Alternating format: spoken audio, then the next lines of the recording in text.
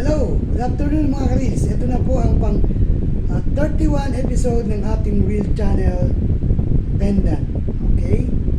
Ito po ipakikita ko ay isa napakagandang klase ng pendant. Yan po, pansinin po ninyo ang kanyang shape at nagkukulay green.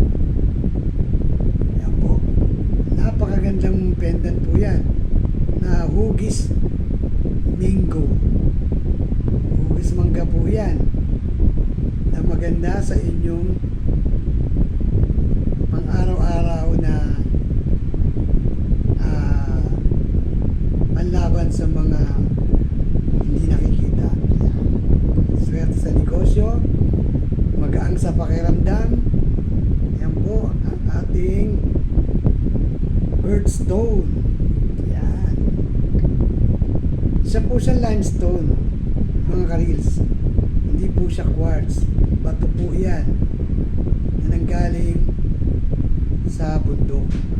Maraming uri ng bato sa bundok na makikita na napakagandang hugis na maaakit ka talaga sa kanila. Kulay, hugis, tsura at kanilang mga katangian. Ito po yung napakagaang lang. Nasa mga 30 to 40 grams na po yan. Napakaganda. Pagmasdan po ninyo. Yan po. Manipis. Napakaganda. Pwede nyo na pong gamitin pang araw-araw sa inyong mga lakad. Yan po. Ganyan lang po. Oh, yan po. Maganda po siya. Magandang tignan. Kakaiba at unique. Meron din siyang taglay na enerhiya. So, pag ito po ay suot nyo, nagliligtas din yan sa kapahamakan. At magaang ang pasok ng pera. Pag meron kayong mga lucky charm na iniingatan. Lalo na pag sinamahan nyo ng dasal araw-araw. Yan po. Napakaganda po na kwintas. Hugis mangga na bato. Kung sino pong may gusto nito, pwede pong mag-comment at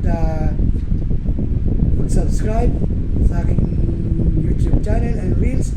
Follow and share. Ibibigay ko po sa inyo ito ng libre. No shipping fee. Ako na po ang babayad. Libre po ito. Yan. Kung gusto niyo po kasama yung necklace, pwede rin po. Mag-a-add lang po tayo. Pero kung pendant lang po, libre po yan sa inyo, mga ka-reels. Okay? Maraming salamat po sa inyo lahat. Adios, mga ka-reels.